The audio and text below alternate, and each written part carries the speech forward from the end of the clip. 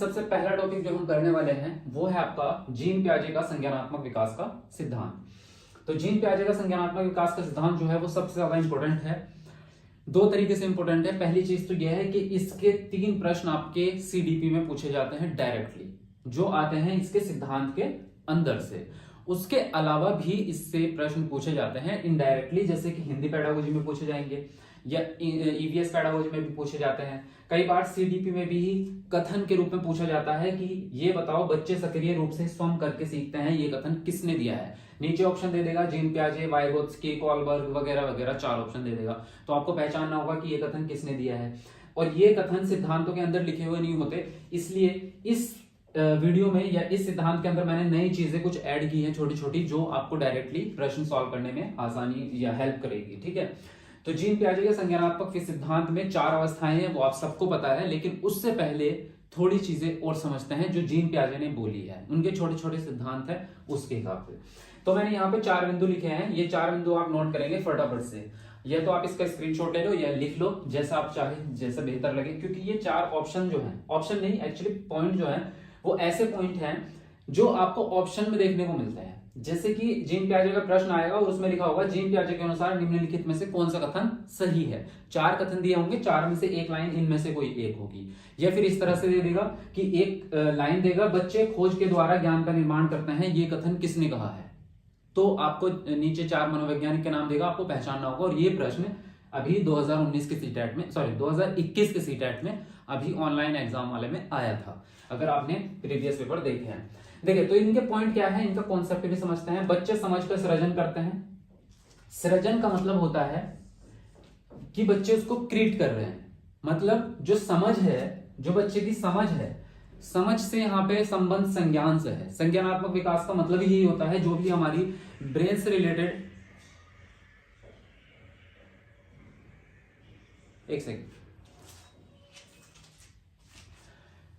तो समझ का जो सीधा संबंध है वो संज्ञानात्मक विकास से है। और संज्ञानात्मक विकास का मतलब ये है कि जो आपकी बौद्धिक क्षमताएं होती है वो आपके संज्ञानात्मक विकास के अंदर आती है। बुद्धि नहीं, सिर्फ बुद्धि नहीं, बुद्धि जो होता है वो सिर्फ संज्ञानात्मक विकास का एक पार्ट है जिसको हम इंटेलिजेंस बोलते हैं। उसके अलावा जो और भी क्षमताएं होती हैं, जैसे हमारी सोचने की क्षमता है, या हमारी स्मृति जिसको हम मेमोरी बोलते हैं, या हमारे विचार करने की, कल्पना करने की शक्ति, अमूर्त चिंतन करने की शक्ति, और उन सभी चीजों का इस्तेमाल करके अपनी क्षमताओं का, किसी समस्या को सॉल्व करने की क्षमता, समस्या सॉल्विंग जो होती है वो भी इसी के अंदर आती है। तो संज्ञानात्मक विकास अपने आप में बहुत बड़ी चीज है, वाइड चीज है। ठीक है, तो इसके अंदर जो है हमारी छोटी छोटी क्षमताएं जो होती हैं, जो हमारी मानसिक और बौद्धिक क्रियाओं से रिलेटेड होती है, वो सारी क्षमताएं संज्ञानात्मक विकास के अंदर आपकी आती है। ठीक है, तो उसी से रिलेटेड है समझ। तो इन्होंने कहा जीन पियाजे ने कि समझ का सृजन करते हैं बच्चे, यानी कि कहने का मतलब यह है कि जो समझ है या जो ज्ञान है वो किसी दूसरे के द्वारा दिया नहीं जाता। जैसे अगर हम ये बात मान ले कि जो आपका कोई भी एक ज्ञान है वो कोई व्यक्ति बच्चे के अंदर डाल रहा है, तो ऐसा नहीं होता। जीन पियाजे के अनुसार वो कहते हैं कि बच्चा जो है खुद से अनुभव करके, खुद से ही जो है अपने वातावरण के साथ में इंटरेक्शन करके, खोज करके, तोड़फोड़ करके, चीजों के साथ में उलझ करके ज्ञान को सीखता रहता है। फॉर एग्जाम्पल, जैसे मैं अब आपको एक सिंपल सा एग्जांपल देता हूं कि बच्चा जो है, अगर आपके घर में खाना बनता है, जैसे कि मान लीजिए कुकर में आपने खाना बनाया और कुकर आपका गर्म है या पतीला खाने का गर्म है, और आप बच्चे से बोलेंगे कि इसको छूना मत, इसको छूने से हाथ जल जाता है, तो ये बात बच्चा कभी याद रखेगा ही नहीं। ये बात बच्चे के दिमाग में कभी नहीं रहेगी। एक छोटा बच्चा है, मान लीजिए 1 साल का बच्चा है, तो उसको पता ही नहीं चलेगा इस चीज का कि आपने उसको क्या कहा है। अगर 2 साल का बच्चा है तब भी नहीं पता चलेगा उसको कि ये क्या है, कि आपने ऐसा क्यों बोला है, क्योंकि उसको दिख नहीं रहा है कि ठंडा है गर्म है। उसके बाद जब बच्चे का हाथ उस पर टच होगा और वो हाथ उसका जलेगा, तो वो एकदम से हटाएगा, वो तो प्रतिवृत्ति क्रिया में आ जाएगा आपका। लेकिन जैसे ही उसने हटाया और एक बार उसका हाथ जल गया, तब उसको वो चीज समझ में आ गई है, तब उसके अंदर वो चीज अर्जित हुई है और दोबारा से वो उस चीज को नहीं छुएगा।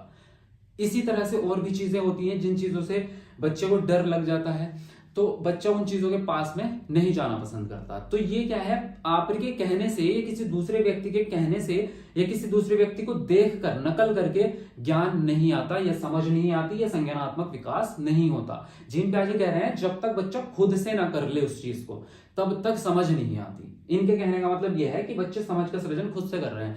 और यही जब हम इसको ले जाते हैं कक्षा में या क्लास में अपने और पढ़ाई से रिलेटेड करते हैं एजुकेशन से, तब भी वो ये कह रहे हैं कि आप ये मत करो कि बच्चों को थोप दो उनके ऊपर कोई भी चीज, या बच्चों को जो है बोल के समझा दी, कोई भी एक टॉपिक लेके उसके ऊपर लेक्चर दे दिया, व्याख्या दे दी और काम खत्म हो गया। वो सीखेंगे ही नहीं, उनके अंदर वो समझ आएगी नहीं जब तक वो खुद से नहीं करेंगे। तो वो कहते हैं कि प्रैक्टिकल करवाओ, बच्चों को खुद करने दो, जितने भी काम है, जितनी भी चीज आप सिखा रहे हो उसमें बच्चों को इंक्लूड करो और बच्चों को करने दो। जैसे कि इन्होंने लास्ट में लिखा है फोर्थ में कि बच्चे सक्रिय रूप से स्वयं करके सीखते हैं। क्या है? सक्रिय रूप से स्वयं करके सीखते हैं। ये बिल्कुल सीधी लाइन बोल रहे हैं और ये आपका जो है एनसीएफ 2005 में भी लिखी हुई है लाइन, और आपकी एनईपी 2020 वाली जो आपकी आई है उसमें भी लिखी हुई है ये लाइन। तो ये जीन पियाजे का सिद्धांत बहुत जबरदस्त जो है, और इसके अंदर से बहुत सारे टैग वर्ड भी निकलेंगे।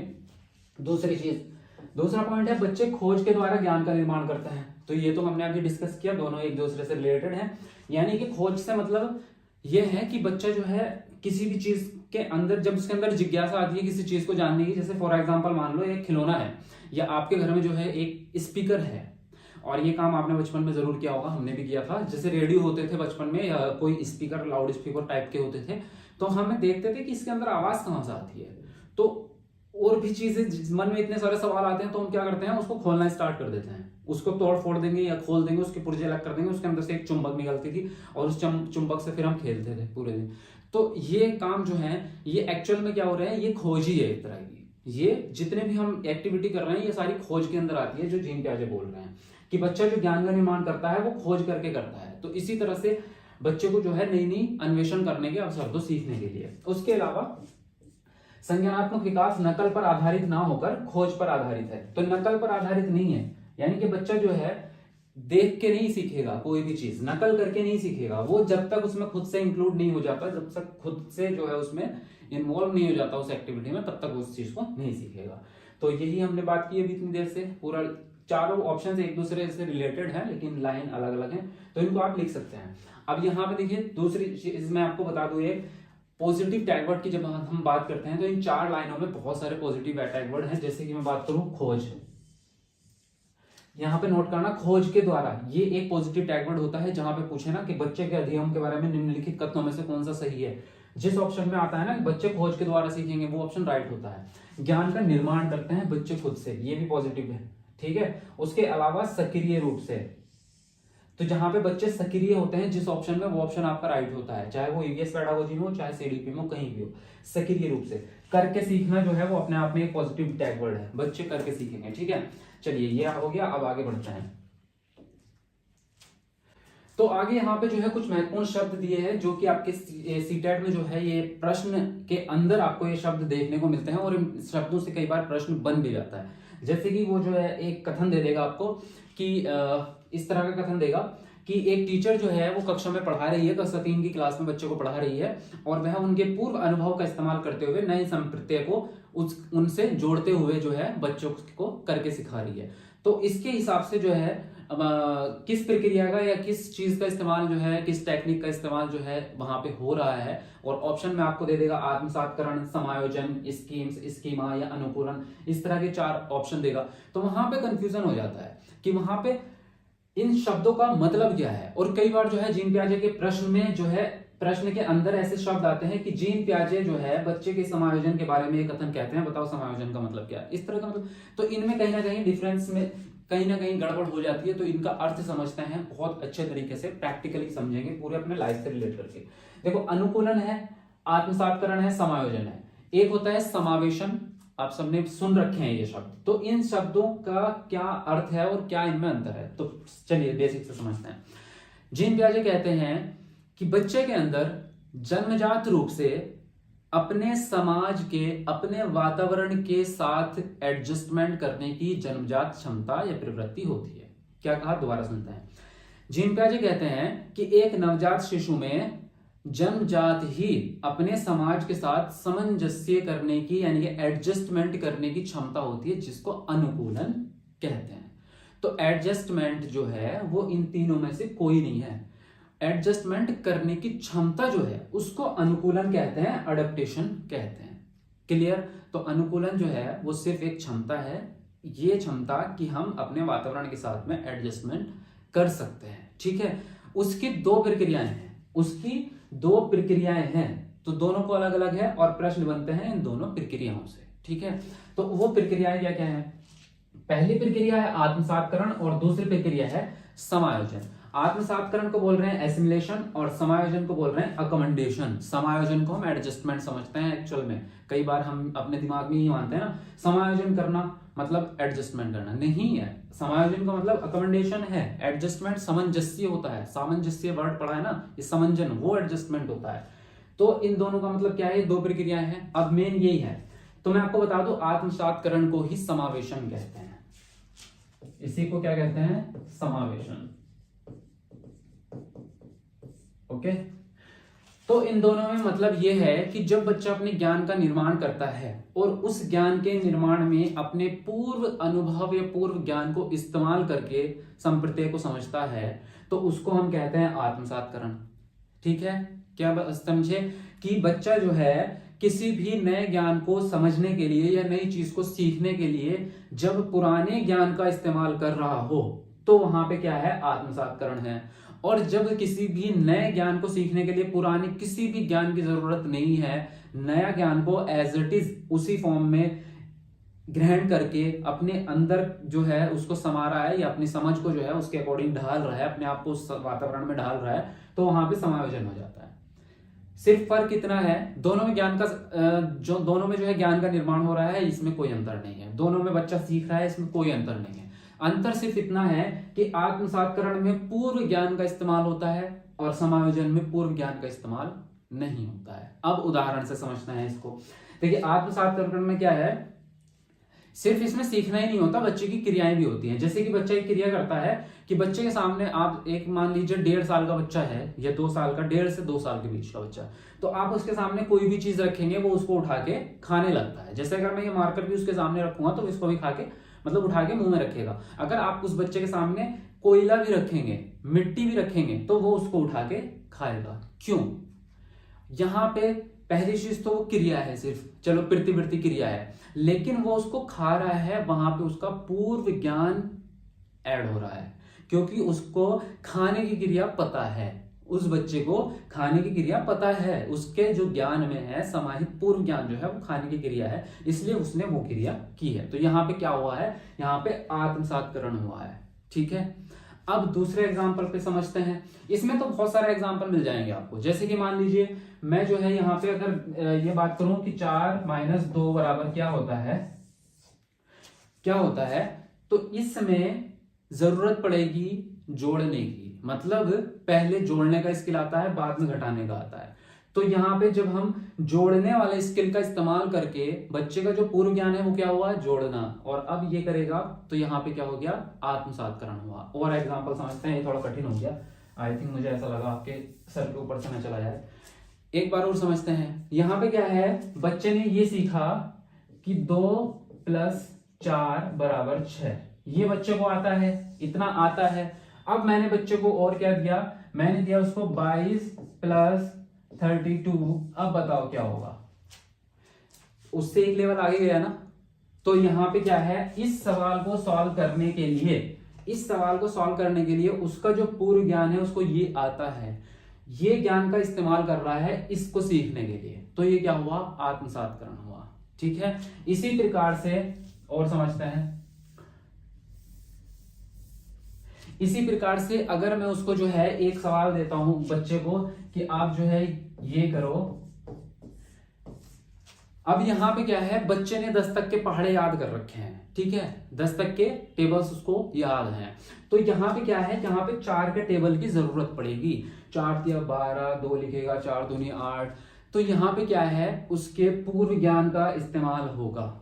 तो ये सीखने के लिए, गुणन की प्रक्रिया सीखने के लिए उसके जो पहाड़े हैं और जो उसकी संख्या है, उसका नंबर भी तो पता है, ये 2 है, ये 3 है, ये 4 है, ये गुणा का निशान है, ये चीज भी तो उसको पता है ना, तभी तो वो इस सवाल को हल कर पाएगा। तो यहाँ पे क्या है? उसकी जो पूर्व ज्ञान का इस्तेमाल हो रहा है अब इसको सीखने में, वो क्या हो गया? आत्मसातकरण या समावेशन हो गया। क्लियर है? अब ये चाहे व्यवहार में ले लो या क्लास में ले लो, बात एक ही है, कोई फर्क नहीं पड़ रहा। समायोजन में क्या होता है? समायोजन में ये होगा कि मैंने आपको ये बताया कि जो आपका एक तरह से ये बात करते हैं कि बच्चे को ये पता है कि कुत्ता क्या होता है, कुत्ते को उसने घर में देखा है, ठीक है। तो कुत्ते की 4 टांगे हैं, एक पूंछ है, इस तरह का दिखता है, भौं भौं करता है, वो पूरा कॉन्सेप्ट बच्चे को पता है। अब जब उसने बिल्ली देखी तो वहां पे कुत्ते से कोई रिलेशन नहीं होगा। वहां पर हालांकि बिल्ली के भी 4 टांगे हैं, पूंछ है, लेकिन वहां पे बच्चे को क्या है, ये कुत्ता तो नहीं है, इसकी अलग विशेषताएं दिख रही हैं। तो यहाँ पे उसका पूर्व ज्ञान काम नहीं आएगा, उसको मानना पड़ेगा कि ये जो है अलग टाइप के एक जानवर है, एक पशु है, और इसका नाम बिल्ली है, ठीक है। अब वो किसी भी नई चीज को देखेगा तो वहां पे वो उस चीज को पहचान करके वो समझ जाएगा कि ये एक नई चीज है और मुझे इसको मान लेना है। तो जहां पे पूर्व ज्ञान का इस्तेमाल नहीं हो रहा है वहां पे क्या है, उसको हम बोलते हैं समायोजन, ठीक है। और अधिकतर मैं बता दूं आपको, मोस्टली 90% चीजों में आत्मसातकरण या समावेशन होता है, समायोजन नहीं होता है, क्योंकि बच्चे का स्टेप बाय स्टेप बच्चा आगे बढ़ता है। ऐसा कभी नहीं होता कि यहां से सीधा बच्चा वहां उस चीज को नहीं सीख सकता। इसीलिए तो जीन पियाजे ने जो है संज्ञानात्मक विकास के चरण बनाए हैं, इसीलिए तो बनाए हैं कि बच्चा जो है एक स्टेप से दूसरे स्टेप में जा रहा है। पहले इतनी चीज को, पहले वो पहले चरण को पूरा करेगा तब दूसरे चरण में जाएगा। ऐसा कभी नहीं हो सकता कि पहले चरण को छोड़ के वो सीधा दूसरे में, या दूसरे को छोड़ के तीसरे चरण में सीधा चला जाए, ऐसा कभी नहीं हो सकता, ठीक है। हालांकि समायोजन भी जरूरी है, समायोजन अकोमोडेशन बहुत जरूरी है, क्योंकि जब हम किसी भी नई जगह पे जाते हैं या कोई भी हमारी जिंदगी में कुछ नया होता है, एकदम से नई दुर्घटना या घटना होती है, तो वहां पे हमें जो है समायोजन की क्षमता बहुत काम आती है, क्योंकि वहां पे पूर्व ज्ञान नहीं होता, एकदम से लगता है ये मेरे साथ क्या हो गया। तो वहां पे हमें एडजस्ट होना पड़ता है, वहां पे हमें जो है समायोजन करना पड़ता है कि हाँ ये नई चीज है और मुझे इसको एक्सेप्ट कर लेना है, ठीक है। तो ऐसा बहुत लाइफ में बहुत सारी चीजें, बहुत सारे पड़ाव आते हैं। अब बात करते हैं हम स्कीम्स और स्कीमा की। तो ये दोनों वर्ड जो है एक जैसे सुनने में भी और देखने में भी एक जैसे लग रहे हैं पढ़ने में, कि स्कीम्स और स्कीमा जो है एक जैसा लग रहा है, लेकिन एक्चुअल में इनमें थोड़ा सा डिफरेंस है जिसको समझना बहुत जरूरी है, क्योंकि इनको समझे बिना इससे रिलेटेड कोई भी प्रश्न आएगा आप जो है उसको गलत कर दोगे, क्योंकि इसमें अंतर पता नहीं चल पाता। लेकिन पहले बात करूंगा मैं स्कीमा की, उसके बाद में बात करेंगे स्कीम्स की। स्कीमा क्या है, ये आपने वर्ड तो सबने सुना है कि पियाजे के अनुसार जो है वगैरह वगैरह एक प्रश्न आता है, बताओ उसके हिसाब से जो है नहीं इसको हम क्या कहेंगे। ऑप्शन में दिया होता है स्कीम्स, स्कीमा, अनुकूलन, एडजस्टमेंट वगैरह वगैरह। तो स्कीमा हम तुक्का मारते हैं कि हो सकता है स्कीमा हो सकता है स्कीम्स हो, लेकिन एक्चुअल में उसका मतलब क्या है। एक्चुअल में मतलब ये है कि स्कीमा जो है वो सिर्फ एक मानसिक प्रक्रिया है। क्या है, सिर्फ एक मानसिक प्रक्रिया है जिसका सामान्यीकरण किया जा सके। मतलब एक तरह का मानसिक विचार कह लो, या एक तरह का जो है हमारे दिमाग में नॉलेज कह लो, संज्ञान कह लो उसको, छोटा सा, जिसका हम सामान्यीकरण कर सकते हैं। बच्चे के हिसाब से इसको देखते हैं, जैसे कि बच्चे के दिमाग में एक स्कीमा ये है कि एक का सिंबल क्या होता है, मतलब नंबर 1, जैसे कि मैंने यहां लिखा 1, बच्चे के आगे में ये है 2 या बी लिख दिया मैंने। तो इसको देख के बच्चे ने जो है इसको देख लिया और इसको पढ़ लिया, उसके दिमाग में यह है कि ये बीज होता है। तो ये एक तरह का स्कीमा है जो उसके दिमाग में फिट है, इसका सामान्यीकरण किया जा सकता है। जब वो किसी प्लेटफॉर्म पे जाएगा, जब किसी दुकान पे जाएगा, जब कहीं तुम पार्क में घूम रहे होगे, वहां पे अगर 1 लिखा होगा तो बच्चा उसको देख के पढ़ लेगा कि हाँ इसको 1 कहते हैं। या बी लिखा होगा तो बच्चा ऐसे देखा होगा, अपनी गाड़ियां खड़ी होती है ना, तो बच्चे जो है उसके नंबर प्लेट पे पढ़ने लगते हैं AUB053 इस तरह से। तो वो सामान्यीकरण कर रहे होते हैं बच्चे। तो कोई भी मानसिक क्रिया जिसका सामान्यीकरण किया जा सके, ये तो हमने बच्चों की बात की है। अगर हम बड़ों की बात करेंगे तो बड़ों के दिमाग में भी बहुत सारी मानसिक क्रियाएं होती हैं। जैसे कि अभी अगर मैं बात करूं तो अगर हम अपनी बात करें तो हमारे दिमाग में मानसिक क्रियाएं होती है, जैसे कि मुझे खाना खाना है, जैसे कि आपके दिमाग में है कि मुझे पढ़ाई करनी है, वीडियो देखनी है। तो इस तरह के जो थॉट्स होते हैं जो मन में चलते रहते हैं, जिनका उपयोग हो किसी चीज में, वो आपकी स्कीमा है। तो सिंपल वर्ड में इसको समझ सकते हैं कि एक तरह की मानसिक क्रियाओं को स्कीमा कहते हैं जो पियाजे है। अब स्कीम क्या है, स्कीम व्यवहारों का संगठित रूप है। क्या है, व्यवहारों का, मानव व्यवहारों का संगठित रूप है। जैसे कि एक ही काम के बहुत सारे छोटे छोटे पहलू होते हैं या छोटे छोटे स्टेप्स होते हैं। जैसे कि मैं बात करूं, अगर मैं नहाने की बात करूं तो नहाना सिर्फ एक अपने आप में एक मानसिक क्रिया नहीं है, बल्कि वो मेरे व्यवहारों का समूह होगा। कैसे, नहाने के लिए आपको कितनी सारी चीजों की जरूरत पड़ेगी। मतलब आपको जो है कपड़े चाहिए, कपड़े भी हमारे कई सारे होंगे। उसके अलावा हमें जो है पानी चाहिए, अब पानी के लिए बाल्टी चाहिए। अगर हम उसको गर्म करना है तो हमें जो है उसके लिए कुछ और भी चाहिए, हीटर या जो भी गीजर वगैरह जो भी। उसके अलावा हमें साबुन चाहिए और शैम्पू चाहिए, और भी बहुत सारी चीजें हैं। फिर हम उसकी प्रक्रिया करेंगे, फिर हमें शूज भी चाहिए। तो मतलब उसके अंदर इतने सारे जो छोटे छोटे व्यवहार हैं आपके, जिनको संगठित रूप में बात करें तो नहाना हो गया। और इसी तरह से मैं जैसे अगर बच्चे की बात करूं तो स्कूल के लिए तैयार होना, एक वर्ड है स्कूल के लिए तैयार हो जाओ, बेटे से आप कह रहे हैं बेटा स्कूल के लिए तैयार हो जाओ, तो क्या स्कूल के लिए तैयार होना एक छोटी मानसिक क्रिया है या पूरा ये व्यवहारों का संगठित रूप है? तो व्यवहारों का संगठित रूप में क्या आएगा, बच्चे के तैयार होने में क्या क्या आएगा, बच्चे के ड्रेस पहनना को स्कूल की, बच्चे के शूज पहनना, सॉक्स पहनना, उसके शूज के लेस बांधना, उसको बैग चेक करना पड़ेगा, बैग में उसके जो है किताबें हैं या नहीं है, पेंसिल है या नहीं है, वो सब चीजें, ब्रेकफास्ट भी उसी में आ जाएगा, स्कूल के लिए रेडी हो रहा है, तब जाके वो इतनी सारी चीजों को तैयार करके और स्कूल जाएगा। तो ये जो हुआ ये व्यवहारों का एक संगठित रूप है। तो यहाँ पे क्या है, हालांकि इन सारे व्यवहारों से पहले ये सारी संरचना जो है हमारे दिमाग में होती है, लेकिन वो भी मानसिक क्रियाओं का एक समूह है, वो कोई एक छोटी मानसिक क्रिया नहीं है। तो इन दोनों में से अगर मैं बात करूं, वैसे तो ये एक छोटा रूप है, लेकिन इन दोनों में जो मेन अंतर है वो बता देता हूं। मेन अंतर क्या है, इन दोनों में मेन अंतर ये हुआ कि जो स्कीमा है वो अंदर है और जो स्कीम्स है वो बाहर है। नहीं समझे? देखो, स्कीमा जो है वो थॉट्स है, वो एक तरह की मानसिक संरचना है जो हमारे दिमाग के अंदर है, सिर्फ हम उसको सोच रहे हैं या हमारे दिमाग में कोई भी थॉट्स आया है, कोई आइडिया आया है किसी काम को करने का, वो मानसिक संरचना है जो हमारे दिमाग के अंदर है। और स्कीम्स क्या हो गया, स्कीम्स है जो हमारे व्यवहार हैं, जो हमें सामने से दिख रहे हैं, चाहे हमारे हो या दूसरे व्यक्ति को हो। हालांकि उससे पहले मन में सारी थॉट्स आती हैं, भाई हम प्लानिंग करते हैं, हम कहूँ कि शॉपिंग करने जाना है तो मैं सारी चीजें दिमाग में फिट करूंगा, मुझे वहां जाना है, उस रास्ते से जाना है, वहां रेड लाइट होगी, वहां मुझे रुकना पड़ेगा, वहां से ये सामान खरीदूंगा, दूसरी दुकान से ये सामान खरीद, दिमाग में बना लिया। लेकिन वो जब तक व्यवहार में नहीं आएगा, जब तक मैं उसको कर नहीं देता, तब तक वो स्कीम्स नहीं, स्कीमा ही है। जब तक वो अंदर है तब तक वो स्कीमा ही है, जब तक वो बाहर नहीं आया। जब बाहर आ गया, व्यवहार बन गया, व्यवहारों का संगठित रूप आपका स्कीम्स है। और स्कीम्स का भी अनुकरण किया जा सकता है। आप कोई भी काम कर रहे हैं, आपको देख के दूसरा बंदा सेम काम कर सकता है। क्लियर?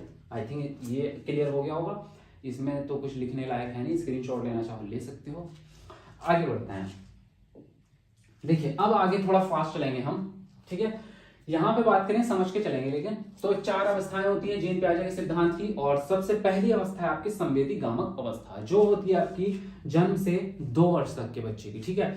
तो संवेदी गामक के नाम से ही पता चल रहा है, संवेदी मतलब संवेदनाएं, जिसको हम बोलते हैं इंद्रियां बोलते हैं, सेंस बोलते हैं, हमारे जो सेंस होते हैं।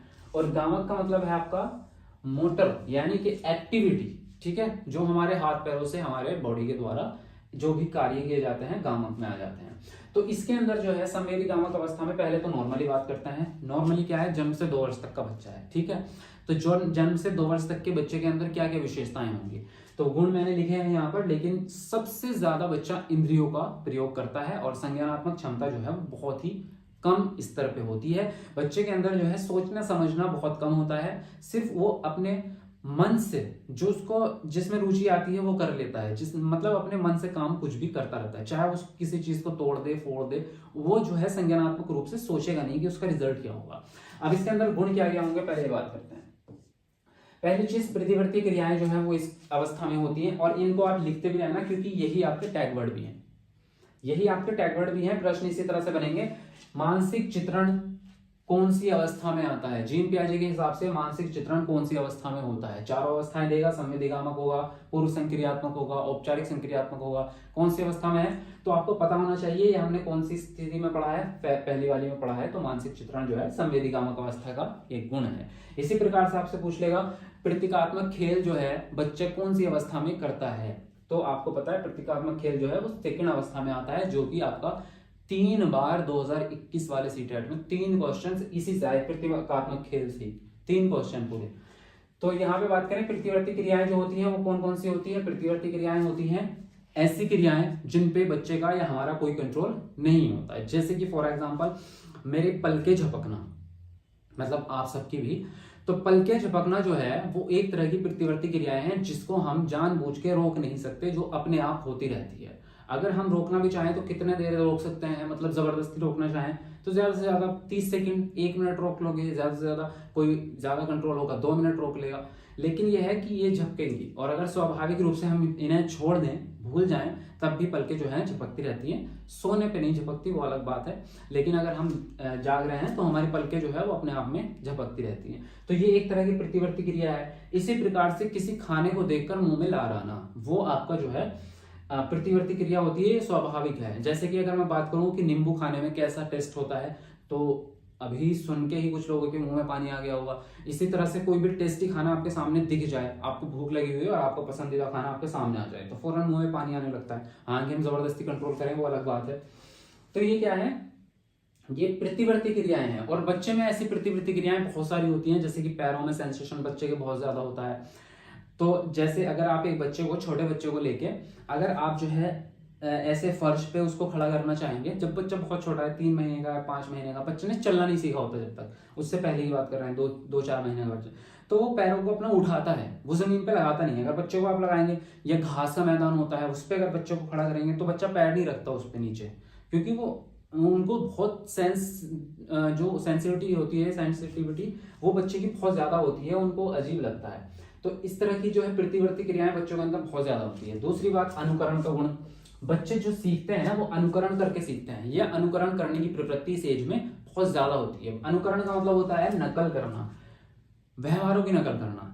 अनुकरण मतलब इमिटेशन, यानी कि किसी भी दूसरे व्यक्ति के व्यवहार की नकल करना। नकल करना जो है ऐसा नहीं होगा कि लिखने की नकल कर ली, या फिर हमने जो है कोई पेंटिंग देखी उसको देख के पेंटिंग की नकल कर ली, वो वाली नकल नहीं, बल्कि व्यवहारों की नकल। जैसे कि अगर मैं खड़ा हूं यहाँ पे और मैंने जो है ऐसे ऐसे किया, मैंने खुजाया यहाँ पे, और बच्चा मुझे देख के सेम ऐसे ही कर रहा है, तो वो अनुकरण है। या मैंने कोई बात बोली है और बच्चा जो है सेम सुन के वही बात बोलने की कोशिश कर रहा है, तो वो अनुकरण है। या मैंने जो है ऐसे पेन पकड़ा और पेन को ऐसे फेंक दिया यहाँ पे, और बच्चे ने जो है पेन उठाया और फेंक दिया, तो वो अनुकरण है। मतलब व्यवहारों का अनुकरण जो होता है, तो अनुकरण के द्वारा जो है बच्चा सीखता रहता है। ठीक है, बहुत सारी चीजें जो है बच्चा सीखता रहता है। आपने देखा ही होगा, बच्चे जो है अपने माँ बाप की नकल करते रहते हैं। वस्तु स्थायित्व का गुण जो है इस अवस्था में आता है। वस्तु स्थायित्व का मतलब क्या होता है, ये समझते हैं, पढ़ा हमने सबने है। वस्तु स्थायित्व का गुण जो है पहली अवस्था में आता है, लेकिन इसका मतलब क्या होता है? मतलब ये होता है कि जैसे बच्चा जो है 3-4 महीने का होगा, या 5 महीने का, या 6 महीने का बच्चा जो होगा, तो उसको ऐसा लगता है कि जैसे कोई भी चीज जब तक उसके सामने है, जब तक वो उस चीज के बारे में जो है, जैसे उसका खिलौना है उसके सामने रखा है, तो वो उसका वजूद है। अगर आपने उस खिलौने को वहां से हटा के आपने जो है उससे दूर ले गए, आपने छिपा दिया, तो उसके लिए उसका अस्तित्व खत्म हो जाता है, कि अब वो खिलौना नहीं रहा, ऐसा मानना। मतलब बच्चे जो है, बच्चे के दिमाग में उसकी कोई स्मृति इस टाइप की नहीं होती कि हाँ वो जो है कहीं और भी होगा, या उसको मैं ढूंढूं, या इस तरह की चीज नहीं होती। लेकिन जैसे बच्चा जो है 18 महीने का, या 16-17 महीने का हो जाता है, 20 महीने का हो जाता है, तो 16 या 18 महीने से लेके 24 महीने के बीच में ये गुण आपका उत्पन्न होता है, वस्तु स्थायित्व का गुण। उस स्थिति में क्या होता है, अगर बच्चे के खिलौनों को आप छुपा भी देंगे, तब भी उसके दिमाग में ये संकल्पना बनी रहती है कि हाँ मेरा खिलौना कहीं ना कहीं है, और वो उसको ढूंढने की कोशिश करेगा। बच्चा जो है वो खिलौनों को ढूंढेगा, आपसे जो है आपके पीछे देखेगा। अगर आपने कहीं भी छुपाया है, आपको जाते हुए अगर उसने देख लिया कि मेरे पापा जो है खिलौना लेके उस रूम में गए, वो उस रूम में जाएगा, वहां पे देखेगा, वहां पे होगा। मतलब उसकी कहीं ना कहीं जो है उस चीज की, वस्तु की, या उस खिलौने की, या उस सामान की जो है, उसके अंदर एक कल्पना या एक जो है चित्र उसके दिमाग में होता है कि हाँ वो चीज है, वो खत्म नहीं हुई है, वो कहीं ना कहीं है। तो उसको हम वस्तु स्थायित्व का गुण कहते हैं। हालांकि इस अवस्था में लास्ट में जाके आता है ये 2 वर्ष से थोड़ा सा पहले, मतलब 18-20 महीने के एज में जो है ये गुण आता है। ठीक है, बच्चे जो है हाथों और आंखों से सबसे ज्यादा सीखता है, क्योंकि अभी हम बात कर रहे हैं इंद्रिय गामक अवस्था है। इंद्रिय भी बोलते हैं, संवेदी भी बोलते हैं। तो इंद्रिय गामक अवस्था है, तो इंद्रियों से सबसे ज्यादा सीखता है बच्चा। हाथ और आंख की बात इसलिए कर रहे हैं कि बच्चा देख के सीख रहा है पहली चीज, उसके बाद में टच करके बच्चा चीजों को सीखता है। तो यह तो वो जैसे मैंने अभी बताया था, एक एग्जांपल दिया था कि कुकर के ऊपर या गर्म बर्तन के ऊपर हाथ लग जाना, या फिर ठंडे पानी में हाथ डालेगा तो उसको लगेगा कि ये ठंडा पानी ठंडा होता है, इस तरह की चीजें। तो बच्चा जो है तोड़ फोड़ के खिलौनों को तोड़ देगा, मतलब इस तरह से एक्टिविटी कर करके सीखता रहता है बच्चा। ठीक है, मानसिक चित्रण जो है वो एक गुण है जो कि आपका संज्ञानात्मक विकास से या संज्ञान से रिलेटेड है। मानसिक चित्रण का मतलब सिंपल भाषा में ये होता है कि किसी भी चीज को देख के पहचानना। क्या ये जो है आपका किस में आता है, एक सिद्धांत है आपका, कौन सा है, ब्लूम का सिद्धांत है, हाँ उसमें ही है शायद। तो उसमें एक स्थिति है मानसिक चित्रण। तो मानसिक चित्रण एक्चुअल में यहीं पे बात करते हैं हम जीन पियाजे के हिसाब से। मानसिक चित्रण जो है वो एक्चुअल में किसी भी चीज को देख के पहचानने की प्रवृत्ति, यानी कि अगर उसकी जो माँ है तो उसको भी वो देख के पहचानेगा कि हाँ, उसकी शक्ल जब उसके दिमाग में आ जाएगी, उसके गुण उसको नहीं पता, माँ क्या होती है उसकी परिभाषा उसको नहीं पता, उसके जो है क्या विशेषताएं होती हैं वो नहीं पता। ये सामान की बात करें हम तो एक खिलौने की या एक टीवी की क्या विशेषताएं होती हैं उसको नहीं पता। उसको ये भी नहीं पता कि टीवी का नाम टीवी है, बस उसको ये पता है हाँ ये कोई चीज है जो मैंने पहले देखी है, मतलब कल देखी थी आज भी देखी है मैंने, ठीक है। तो ये मानसिक चित्रण होता है कि किसी भी चीज को सिर्फ देख के उसकी आकृति के अनुसार पहचानना, ठीक है, हालांकि उसे उसकी विशेषताएं नहीं पता होती। तो अगर मैं बात करूं, जैसे मैंने ये कि मार्कर लिया है, एक पेन ले लो, एक पेंसिल ले लो, तो सब बच्चा सबको एक जैसा ही समझेगा क्योंकि उसको इनके गुण नहीं पता है, तो वो सबको एक ही समझेगा। अब खेलने की प्रवृत्ति तो होती ही है और खिलौने तोड़ता भी है बच्चा इस एज में, ठीक है। सेकेंड स्टेज होती है आपकी पूर्व संक्रियात्मक अवस्था, जिसको हम बोलते हैं प्री ऑपरेशनल स्टेज, जो कि आपकी 2 से 7 वर्ष तक की होती है, ठीक है। हालांकि इसको भी 2 भागों में डिवाइड किया है उन्होंने, 2 से 4 और 4 से 7 वर्ष दिया है उन्होंने, तो उसको हम पढ़ेंगे क्योंकि उससे सवाल पूछता नहीं है, कभी नहीं पूछा आज तक। तो यहाँ पे पूर्व संक्रियात्मक अवस्था में कौन कौन से गुण आते हैं ये देखते हैं। थोड़ा सा बच्चा बड़ा हो गया और सबसे पहला गुण जो है वो है सूचकता। सूचकता का मतलब होता है किसी भी चीज में रिलेशन बना लेना, उसको हम सूचकता कहते हैं। मतलब अब मैं आपको बताता हूं कैसे।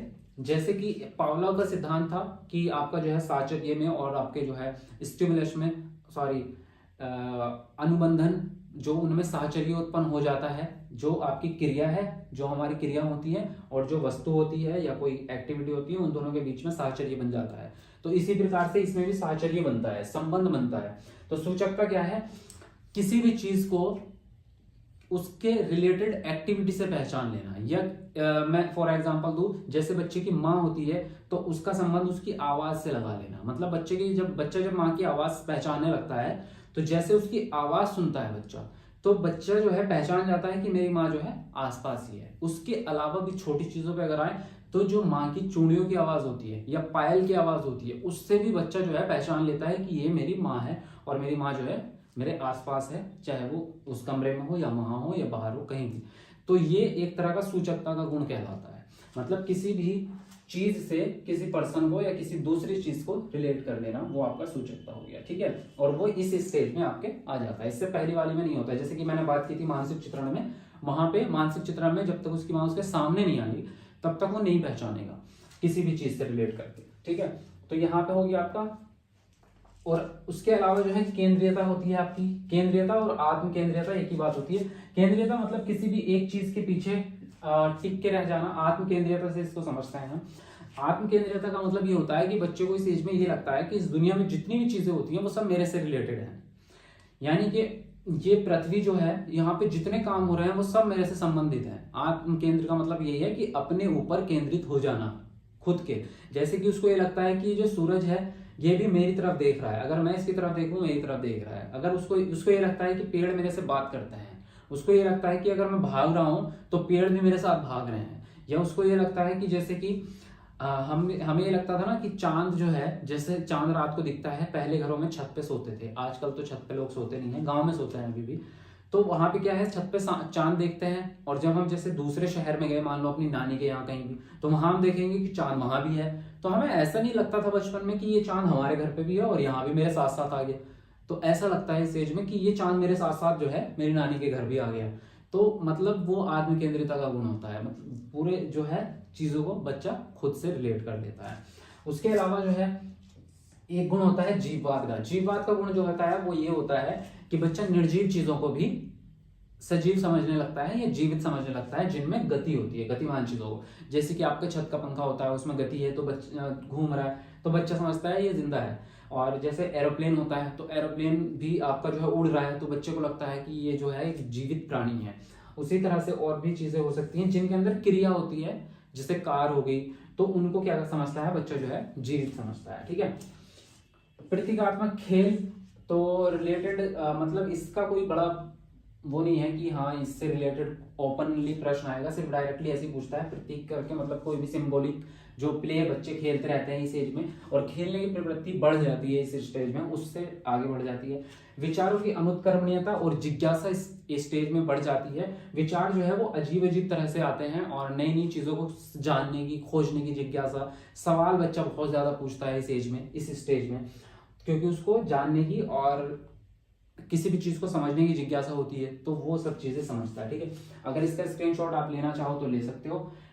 और यही वर्ड जो है आपके टैग वर्ड भी हैं, इन सारे वर्ड्स को याद रखना है कि कौन सा वर्ड जो है कौन से स्टेज में आ रहा है। ठीक है, और इसकी एक ट्रिक भी बताई थी मैंने, जीन पियाजे ट्रिक, तो उसकी शॉर्ट वीडियो चैनल पे पड़ी है, वो अगर देखनी है तो देख लेना। ठीक है,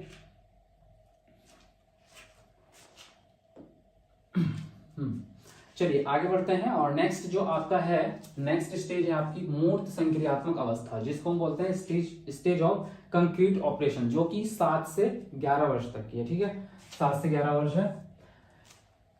तो इसके अंदर क्या क्या गुण होते हैं? पहली चीज तो इसके नाम में लिखा हुआ है मूर्त। मूर्त का मतलब होता है वो चीजें जो आपके सामने अवेलेबल हैं, जो ठोस चीजें होती हैं वो आपकी मूर्त हैं। जैसे कि आपकी हवा है, तो हवा जो है वो अमूर्त हो गई, एक तरह अमूर्त कॉन्सेप्ट है, क्योंकि हवा को हम देख नहीं सकते, लेकिन महसूस कर सकते हैं और कल्पना कर सकते हैं उसके बारे में, लेकिन इस एज में बच्चा नहीं कर सकता।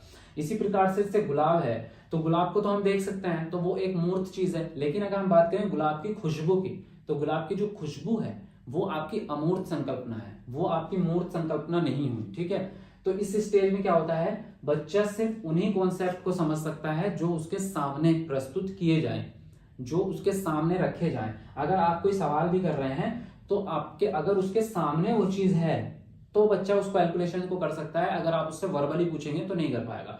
जैसे कि फॉर एग्जाम्पल कोई भी सवाल मैंने यहां लिख के दिया इस तरह से, 2 गुणा 4 भाग 2, तो बताओ क्या आंसर आएगा। तो इसका सवाल का आंसर तो बच्चा कर देगा। ठीक है, लेकिन अगर मैं उससे ऐसे लिख के ना पूछूं और मैं बोलूं चलो बताओ 2 को 4 से गुणा की हमने और फिर जो आंसर आया उसको हमने 2 से फिर से भाग की, तो आप बताओ उसका आंसर क्या आएगा, तो इसका आंसर बच्चा नहीं दे पाएगा, क्योंकि वो एक अमूर्त संकल्पना होगी जो आप बोल के बता रहे हैं, वो उसके सामने नहीं है।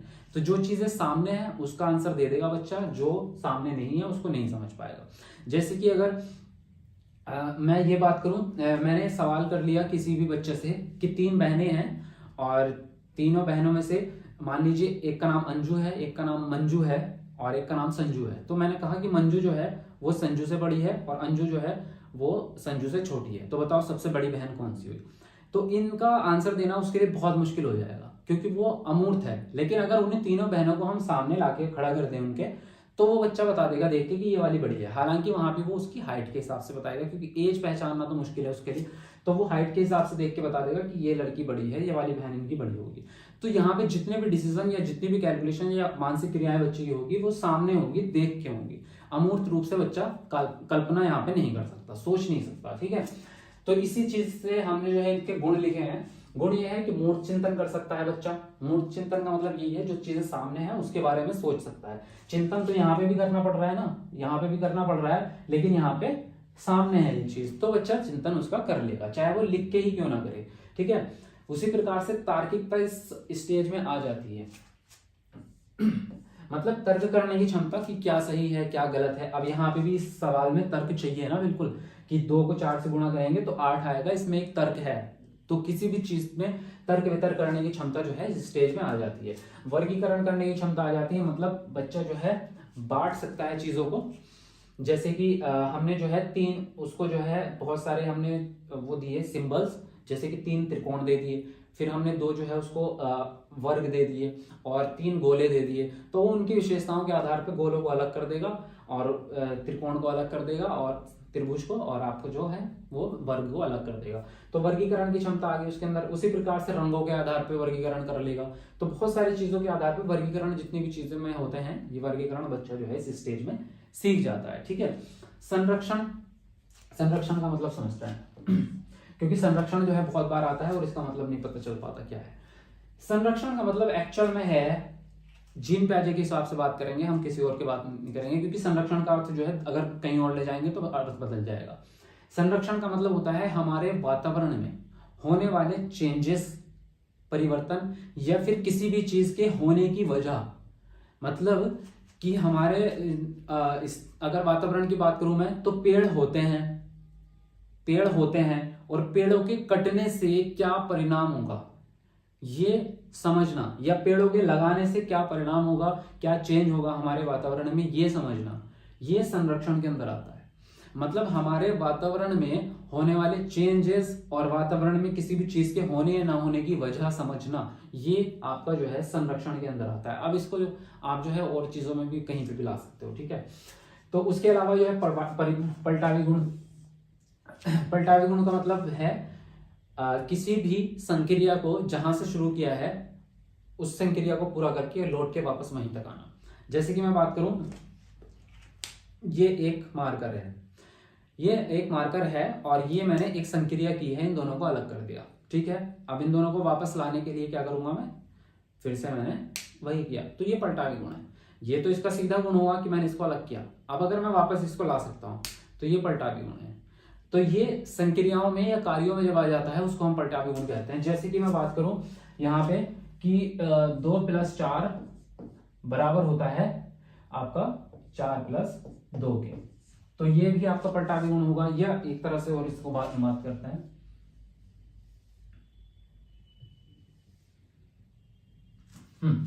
तो जैसे अगर मैं बात करूं कि यहाँ पे मैंने 2 को गुणा की है 4 से और फिर मेरे पास जो आया है वो आया है 8। तो अब अगर क्या करना पड़ेगा मुझे, 8 को मैं 2 से भाग दूं तो फिर से मेरे पास क्या आएगा 4।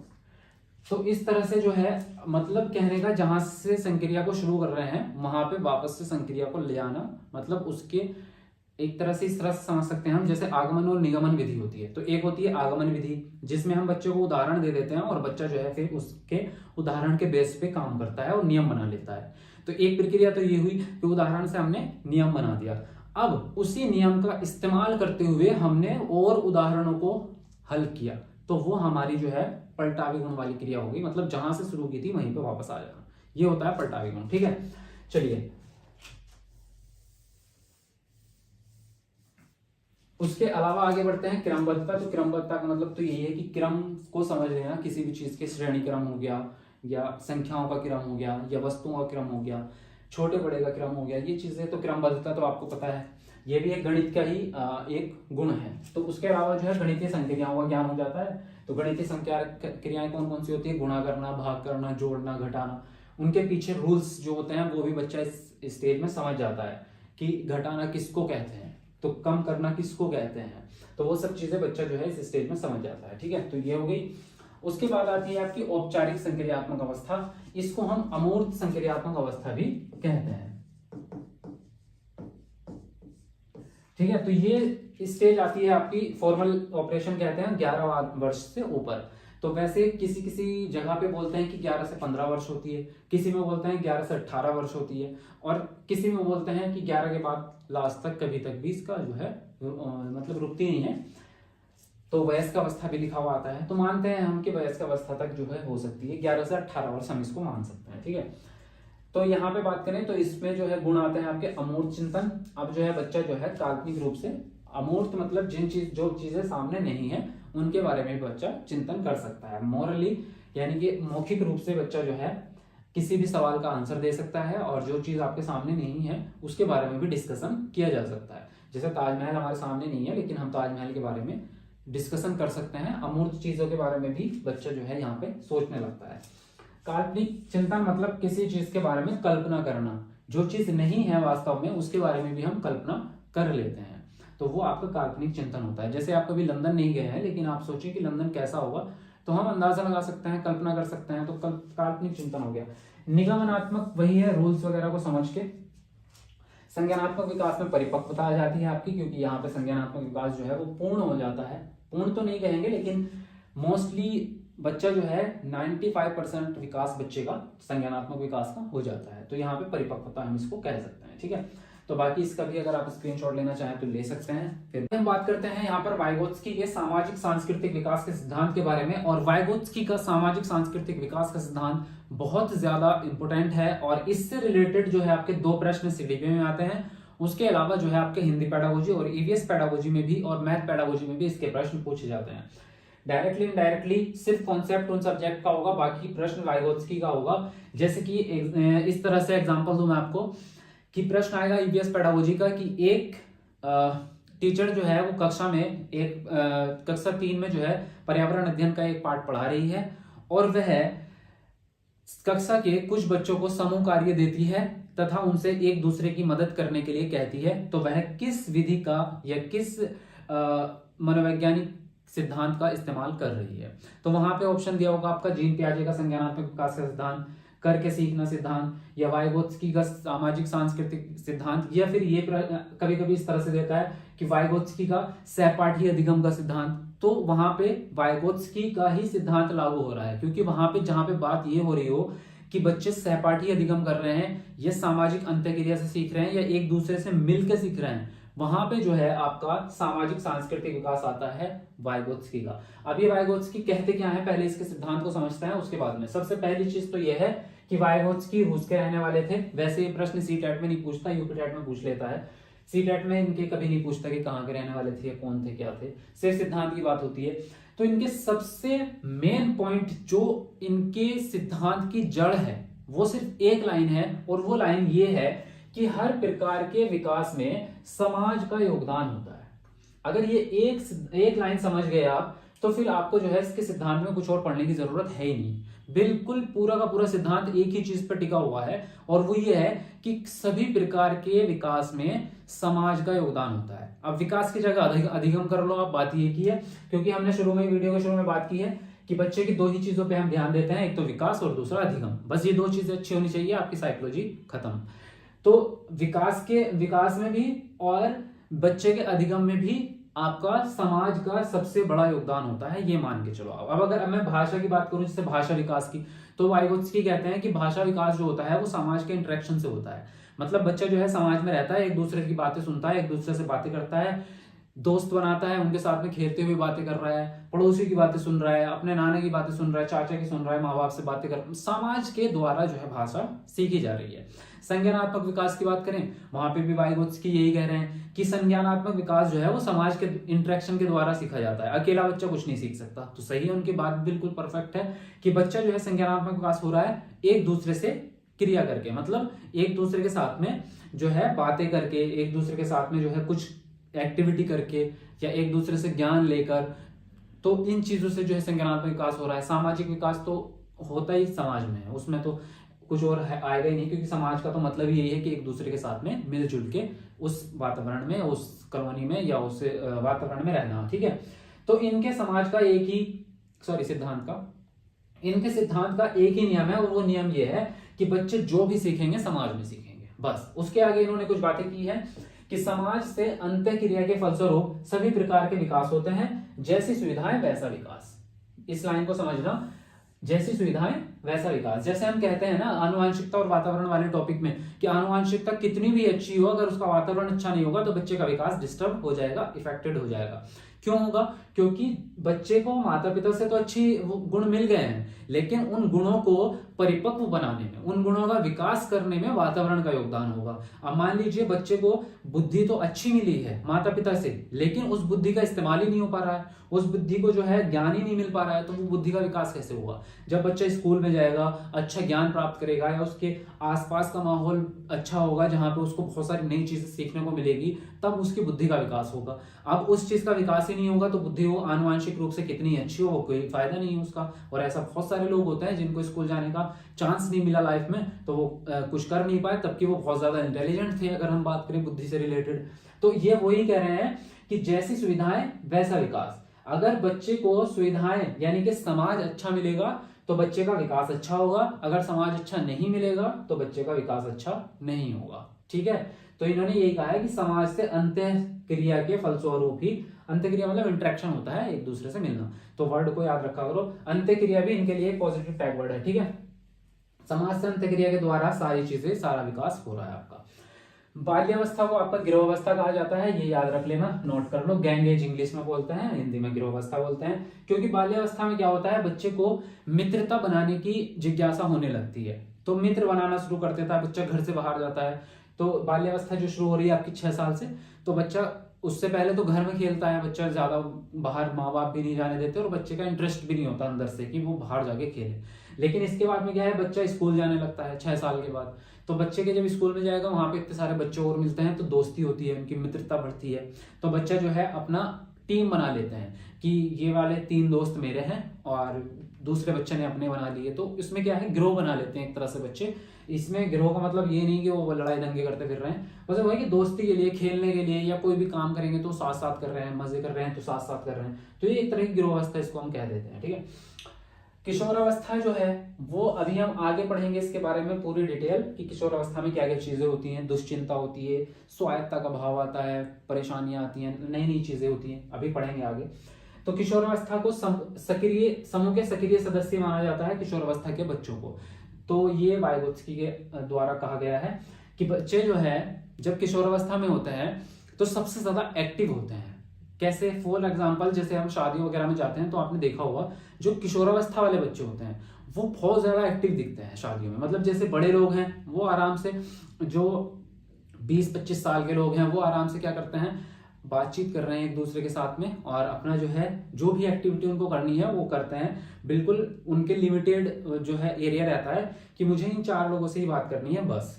जो उसके दोस्त होंगे या उसके खास होंगे, इन 4 लोगों से, चाहे वो लड़के हों लड़कियां हो कोई भी हो, उनसे बात करेंगे, उनके साथ में रहेंगे, पूरा दिन उनके साथ में गुजारा, शादी वादी का माहौल देखा, मजे किए बस। उसके अलावा अगर हम बड़ों की बात करेंगे तो बड़े अपने अलग ही बातें करते रहते हैं, वो सब आपने देखा है। लेकिन बच्चे जो होते हैं वो बच्चे जो है खेलने में मगन रहते हैं। उन्हें मतलब नहीं है शादी हो रही है या भंडारा हो रहा है, उनके लिए एक ही है सब, उन्हें खेलने से मतलब है सिर्फ। तो वो मजे करते फिरते हैं, कभी कहीं घूम रहे हैं कभी। लेकिन जो किशोरावस्था वाले बच्चे होते हैं उनको चाहिए होती है अटेंशन, उनको चाहिए होती है कि लोग हमें देखें, हम कैसे दिख रहे हैं, हम कैसे बात कर रहे हैं, हमारा स्टाइल क्या है, हमने कैसे कपड़े पहने हैं। मतलब इसमें बहुत ज्यादा एक्टिव रहते हैं जो किशोरावस्था के बच्चे होते हैं। बड़ों के सामने जा जाके उनके सामने कुछ ना कुछ वजह भी नहीं होगी, जाके एक्टिविटी करेंगे उनके सामने से निकल के जाएंगे लोग। उनको अटेंशन चाहिए होती है कि लोग हमें देखें, हम अच्छे लग रहे हैं, हमारी तारीफ करें वगैरह वगैरह। उसके अलावा बात करें इनके सिद्धांत की, तो वाइगोत्स्की के सिद्धांत का जो सीधा मतलब है वो यह है सहयोगात्मक कार्य। मतलब बच्चे जो है या बड़े भी, फिलहाल बच्चों की बात करेंगे, बच्चे जो है सहयोगात्मक कार्य करें, मतलब एक दूसरे के सहयोग से करें, ठीक है। और ये कहते हैं कि जो सीखना होता है, जो आपका अधिगम है वो भी सहयोग के द्वारा अच्छा होता है। सहपाठी अधिगम वही जो हमने अभी बात की थी कि बच्चे जो है एक दूसरे से मिल के सीख रहे हैं और ग्रुप में सीख रहे हैं। तो समूह कार्य भी ये मानते हैं, मिलजुल कर सीखते हैं, ठीक है। तो कहने का मतलब यही है कि इनके जो पूरे सिद्धांत का जो जुज है, जो पॉइंट है वो ये है कि बच्चे या कोई भी व्यक्ति एक दूसरे के बिना नहीं सीख सकता और विकास भी एक दूसरे के बिना नहीं हो सकता, अकेले में नहीं हो सकता। तो ये कहते हैं कि भाई बिल्कुल जो है समाज से अंतःक्रिया के द्वारा, एक दूसरे से पारस्परिक अंतःक्रिया के द्वारा, पारस्परिक शिक्षण के द्वारा, इस तरह से जो है आप अधिगम कराओ, ठीक है। तो इनका टैगवर्ड जो है सीधा मैं ये मानता हूं, जहां पे समाज की बात हो रही हो या अंतःक्रिया की बात हो रही हो वहां पे वाइगोत्स्की का सिद्धांत आपका राइट होगा, ठीक है। देखिए तो अब आगे जो आने वाला है हमारा, ये बहुत ज्यादा इंपोर्टेंट है और इसमें कंफ्यूजन भी बहुत ज्यादा रहता है, क्योंकि कमेंट भी आ रहे थे जब मैंने वाइगोत्स्की की ट्रिक डाली थी कि इसकी भी बताओ कुछ, क्योंकि ये बहुत ज्यादा कंफ्यूजिंग है। तो देखिए यहाँ पे बात करें तो ये है आपका कॉलबर्ग का नैतिक विकास का सिद्धांत। अब इसको हम जो है बहुत अच्छे से मतलब कॉन्सेप्ट को लेकर समझेंगे, क्योंकि अगर हमने सिर्फ पढ़ा तो बात वहीं की वहीं रह जाएगी, जो हमने किताब में पढ़ाया वो यहाँ। तो इसको समझते हैं, ठीक है। पहली चीज नैतिक विकास क्या होता है वो समझते हैं। नैतिक विकास वैसे वर्ड तो हमने सबने सुना हुआ है, लेकिन फिर भी एक बार डिस्कस कर लेते हैं। अब नैतिक विकास जो होता है कि सही और गलत क्या है सामाजिक रूप से, ठीक है। सामाजिक विकास तो नहीं है ये, लेकिन यहाँ पे हम बात करते हैं अपने मूल्यों की, अपने जो हमारे मूल्य होते हैं, जैसे कि हम जिस समाज में रहते हैं वहां पे कुछ चीजें, कुछ नियम होते हैं कि इन नियमों के हिसाब से ये काम अच्छा है और ये काम बुरा है। जैसे कि चोरी करना बुरा है, किसी की मदद करना अच्छा काम है, तो ये हमारे मूल्य हो गए। बड़ों की इज्जत करना अच्छा काम है, तो ये हमारे मूल्य हो गए, रेस्पेक्ट हो गई। तो नैतिक विकास इन्हीं चीजों को माना जाता है, मतलब हमारा व्यवहार जो है वो अच्छा है या बुरा है, कैसा है, उन चीजों को डिस्कस किया जाता है, ठीक है। तो यहाँ पे इन्होंने जो सिद्धांत दिया है वो एज के हिसाब से इन्होंने डिवाइड किया है कि किस एज बच्चे की क्या सोच होती है नैतिक विकास को लेके, या सही और गलत को लेके क्या सोच होती है, इस पे डिपेंड है पूरा का पूरा, ठीक है। तो सबसे पहले तो इन्होंने ये कहा कि जन्म से 3 वर्ष तक कोई नैतिक विकास नहीं होता। बोल रहे हैं कि जन्म से लेकर 3 वर्ष तक नैतिक विकास की अनुपस्थिति होती है, नैतिक विकास से हम कोई उम्मीद नहीं रख सकते इन बच्चों से, क्योंकि इस टाइम पे जो है बच्चे को इतनी अकल नहीं होती या इतना संज्ञान नहीं होता या इतनी समझ नहीं होती कि वो सही और गलत में फैसला कर पाए। तो इसलिए इन्होंने कह दिया कौरव वर्ग ने कि इस एज में तो आपका अनुपस्थिति है नैतिक विकास की। ये प्रश्न भी यूपी टेट में आ चुका है, आई थिंक सीटेट में भी आया था कि नैतिक विकास की अनुपस्थिति वाली कौन सी स्टेज होती है, तो 3 वर्ष से पहले वाली होती है। ठीक है, तो स्टेज में कोई भी स्टेज नहीं होगी अनुपस्थिति की, अनुपस्थिति की होगी जन्म से 3 वर्ष तक की। उसके बाद आगे बढ़ते हैं। इन्होंने 3 अवस्थाएं दी हैं और 6 चरण दिए हैं। ठीक है, 3 अवस्थाएं हैं, 6 चरण है, यानी कि प्रत्येक अवस्था में 2-2 चरण है और उनको चरणों को जो है हम लाइन से ही गिनते हैं 1 2 3 4 5 6। इस तरह से नहीं कि 2 पहले के, 2 दूसरे के, 2 तीसरे के, ऐसे नहीं, बल्कि हम उनको लाइन से ही गिनते हैं। तो हम 3 अवस्थाओं की बात करेंगे, उसी के बीच बीच में चरण बात करते रहेंगे। तो यहाँ पे जब शुरुआत होती है तो पहली बात हम ये करते हैं, एक कहानी सुनाता हूं मैं आपको जो कि आपका कॉल करके ने सुनाई थी। उन्होंने जो अपना एक पूरी स्टडी की है वो एक कहानी थी, उसके ऊपर इन्होंने स्टडी की है और तब ये सिद्धांत प्रतिपादित किया है। और वो ये थी कि एक व्यक्ति था जिसका नाम था हिंज। नाम नोट करो, हिंज, देखो यहाँ पे लिखा हुआ भी, ये हिंज नाम का एक व्यक्ति था जिसकी पत्नी बहुत ज्यादा बीमार थी और उसको जो है दवाई की जरूरत थी। अब वो दवाई जो है, जिस व्यक्ति ने दवाई बनाई थी, जो दवाई विक्रेता था या दवाई मेडिकल स्टोर वाला था, उसने खुद वो दवाई बनाई थी और वो दवाई अगर उसको मिल जाती तो उसकी पत्नी बच जाती, और अगर वो दवाई नहीं मिलती उसको तो उसकी पत्नी मर जाती। इतनी कहानी समझ में आ गई कि हिंज की पत्नी बीमार थी और उसको वो दवाई चाहिए थी, लेकिन वो दवाई जो है अगर मिल जाती तो पत्नी बच जाती और नहीं मिलती तो मर जाती। लेकिन हुआ क्या, जब वो उस व्यक्ति के पास पहुंचा दवाई लेने के लिए, तो वो दवाई अपने उस दवाई के दाम से 10 गुना ज्यादा दामों में बेच रहा था। जैसे कि उसका 100 रुपए उसका मूल्य था तो वो उसको 2000 रुपए में बेच रहा है, या 10, उसको जो है डॉलर में उन्होंने बात की थी, हम रुपए में कर रहे हैं, कि जैसे कि 100 रुपए में दवाई मिलनी थी वो उसकी कीमत, तो वो 2000 रुपए में दे रहा था। अब इतने पैसे उसके पास थे नहीं हिंज के, तो हिंज ने क्या है, पैसे इकट्ठे किए अपने दोस्तों से, रिश्तेदारों से, तो उसके पास 1000 रुपए हुए। वो फिर से गया उसके पास दवाई वाले के, उसने कहा कि भाई मेरे से आधे पैसे अब ले लो और आधे पैसे बाद में ले लेना, या फिर मुझे आधे पैसे में ही दवाई दे दो ये, क्योंकि उसकी जरूरत बहुत ज्यादा है, उसकी पत्नी मर जाएगी। लेकिन वो क्या करता है, दवाई वाला, दुकान वाला, वो दवाई देने से मना कर देता है। तो भाई अब लास्ट रास्ता जो बचता है हिंज के पास, वो ये करता है कि वो रात को उसके दुकान तोड़ के और दुकान के अंदर घुस जाता है और दवाई को चुरा करके ले आता है, ठीक है, अपनी पत्नी के लिए। तो इतनी कहानी थी ये। अब इस कहानी के बेस पे उन्होंने ये कहानी अलग अलग एज ग्रुप के बच्चों को सुनाई और उनसे पूछा कि हिंज ने सही किया है या गलत किया है। तो अब यहाँ पे उनके जो ख्यालात, जो विचार आएंगे बच्चों के, उसी के बेस पे ये सिद्धांत उन्होंने बनाया है कि किस एज पे बच्चे के क्या विचार होते हैं।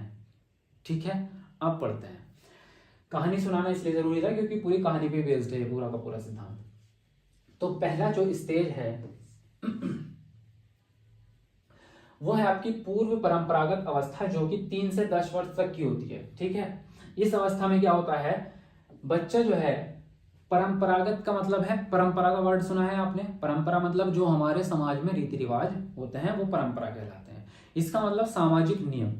तो हमारे समाज में जो नियम होते हैं अच्छे और बुरे के, यानी कि ये काम अच्छे हैं ये काम बुरे हैं, तो उन नियमों से पहले की अवस्था है। उन नियमों को अभी बच्चा नहीं जाना है, समझा नहीं है, उन नियमों से बच्चों को फर्क नहीं पड़ रहा है, उससे पहले की अवस्था है। अब उससे पहले की जो अवस्था है, उस अवस्था में बच्चे के जो भी नैतिक कार्य होंगे या जो नैतिक एक्टिविटीज होंगी वो किन चीजों पे बेस्ड होगी।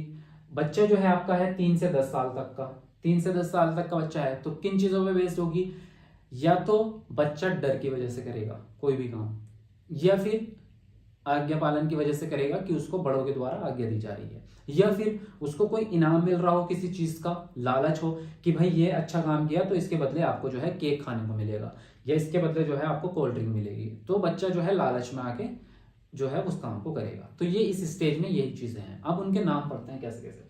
तो पूर्व परंपरागत अवस्था में 3 से 10 वर्ष तक की हो गई, और जो जो चीजें मैंने भी आपको बताई है कि इस स्टेज में दंड के ऊपर, आज्ञा पालन के ऊपर, या लालच या पुरस्कार कहेंगे उसको हम, पुरस्कार के ऊपर जो है बच्चे के कार्य डिपेंड होते हैं। ठीक है, तो पहले चरण की जो पहली अवस्था है, नहीं सॉरी, पहली अवस्था का जो पहला चरण है, सॉरी उल्टा बोल दिया मैंने बाय मिस्टेक, ये तो अवस्था है, और उसका जो पहला चरण है वो है आपका दंड एवं आज्ञा पालन अभिमुखता, जिसको हम बोल रहे हैं पनिशमेंट एंड ऑबिडियंस। तो पनिशमेंट याद रखना, ऑबिडियंस याद रखना, यानी कि बच्चे का जो व्यवहार है वो दंड और आज्ञा पालन के ऊपर टिका हुआ है, जो भी वो काम करेगा। अब यहाँ पे इस एज के बच्चों को जो कहानी सुनाई जाएगी तो उनके विचार क्या होंगे, नैतिक तर्कणा कहते हैं उसको। ये भी प्रश्न आया था सीटेट में कि सही और गलत के बारे में विचार करने की क्षमता को कोलबर्ग के हिसाब से क्या कहते हैं, तो बोलते हैं नैतिक तर्कणा। ठीक है, तो नैतिक तर्कणा बोलते हैं। अब ऐसा तो होता नहीं है कि हमने 10 बच्चों से पूछा तो 10 के 10 एक जैसा जवाब देंगे। 10 में से 4 बच्चे दूसरे पक्ष का और 6 बच्चे दूसरी तरफ का जवाब देंगे। यानी कुछ बच्चे ऐसे होंगे जो हिंज की तरफदारी करेंगे, कुछ बच्चे ऐसे होंगे जो हिंज के खिलाफ जाएंगे। तो यहाँ पे देखिए पक्ष वालों ने क्या कहा, अगर हिंज अपनी पत्नी को मरने देता है तो उसकी कठिनाइयां बढ़ेंगी। ठीक है, और विपक्ष वाला क्या कह रहा है, हिंज को दवाई नहीं चुरानी चाहिए थी क्योंकि ऐसा करने से वह पकड़ा जाएगा और जेल भेज दिया जाएगा। तो इसमें मैं आपको बता दूं जो प्रश्न बनते हैं वो विपक्ष वालों से बनते हैं। ये प्रश्न आया था ना, अगर आपको याद है प्रीवियस पेपर देखे हैं तो एक कथन लिखा होता है कि हिंज को दवाई नहीं चुरानी चाहिए थी क्योंकि ऐसा करने से वह पकड़ा जाएगा और जेल भेज दिया जाएगा। यह सोचने वाला बच्चा या यह कहने वाला बच्चा, अगर बच्चा ये कह रहा है तो बच्चा कोलबर्ग के नैतिक विकास के कौन से चरण में है, तो ऑप्शन में आपके लिखा होता है दंड एवं आज्ञा पालन अभिमुखता, याद है ना बिल्कुल। तो इसलिए मैंने ये सब चीजें यहाँ पे डिस्कस की हैं, और ये मैंने अपनी तरफ से नहीं लिखा, ये पूरा सिद्धांत के अंदर ये चीजें लिखी हुई हैं पूरा। ठीक है, तो यहाँ पे विपक्ष वाले बच्चे जो बोल रहे हैं वो आपके नैतिकता से रिलेटेड हैं, और जो पक्ष वाले बोल रहे हैं वो तो हिंज की तरफदारी कर रहे हैं एज अ इमोशनल होके। ठीक है, कि मरने नहीं देना चाहिए, उसको दवाई चुरा लेनी चाहिए, वो इमोशनल होके हिंज की तरफदारी कर रहे हैं। लेकिन जो विपक्ष वाला कथन है उसको नोट करके चलना, प्रश्न इससे बनेंगे विपक्ष वाले से। ठीक है, तो पहले स्टेज में ये हुआ आपका। अब दूसरी स्टेज में बढ़ते हैं, ध्यान रखना बीच में ध्यान नहीं छूटना चाहिए बिल्कुल भी। बी यानी कि दूसरा चरण जो है, पहली अवस्था का दूसरा चरण है आत्म अभिरुचि तथा प्रतिफल अभिमुखता, यानी कि सेल्फ इंटरेस्ट और रिवॉर्ड। तो मैंने अभी बताया था आपको, या तो दंड की वजह से कर रहा है बच्चा, या फिर आज्ञा पालन की वजह से, या फिर कुछ मिलेगा उसको प्रतिफल, यानी कि रिवॉर्ड मिलेगा उसको, कुछ पुरस्कार खाने को मिले या पैसे मिले उसको, कुछ भी ऐसी चीज, या फिर अभिरुचि या मजा आ रहा होगा उस चीज में। तो इस स्टेज में ये होता है। तो यहाँ पे जब उन्हें कहानी सुनाई गई इन बच्चों को, कौन से बच्चे हैं, 3 से 10 साल तक के। ठीक है, 3 से 10 वर्ष तक के बच्चे हैं पहली अवस्था के। तो उनमें से कुछ बच्चे ये बोलेंगे पक्ष वाले, हिंज थोड़े समय के लिए जेल भी जाएगा तो क्या हुआ, जेल से बाहर आने पर वह अपनी पत्नी को साथ पाएगा, है ना। तो वो ये मानना है उनका कि उसको दवाई चुरा लेनी चाहिए, कि अगर वो जेल में गया भी है तो क्या फर्क पड़ता है, जेल से आने के बाद तो अपनी पत्नी के साथ रह लेगा अगर जिंदा बची, वरना तो मर जाएगी तो फिर किसके साथ रहेगा, है ना। लेकिन विपक्ष वाले जो नैतिकता के बारे में सोच रहे हैं वो क्या कहेंगे, अगर वह दवाई चुराता है तो और जेल चला जाता है तो उसे इससे कोई खास फायदा नहीं होगा, क्योंकि जेल से छूटकर आने तक संभवतः उसकी पत्नी स्वतः मर जाएगी। यानी कि जब तक वो 10-20 साल में आएगा जेल से छूट के, तब तक क्या पता उसकी पत्नी वैसे ही मर जाए, तो उसे फायदा ही नहीं हुआ दवाई चुराने का। तो क्यों वो अपनी नैतिक विकास को या अपने व्यवहार को खराब कर रहा है, क्यों दुनिया के सामने बुरा बन रहा है, चोर बन रहा है, बनना नहीं चाहिए उसको चोर। तो ये जो है बच्चा ऐसा कह सकता है। ठीक है, तो इसको आप नोट करना चाहो तो स्क्रीन शॉट ले लो इसका फटाफट से।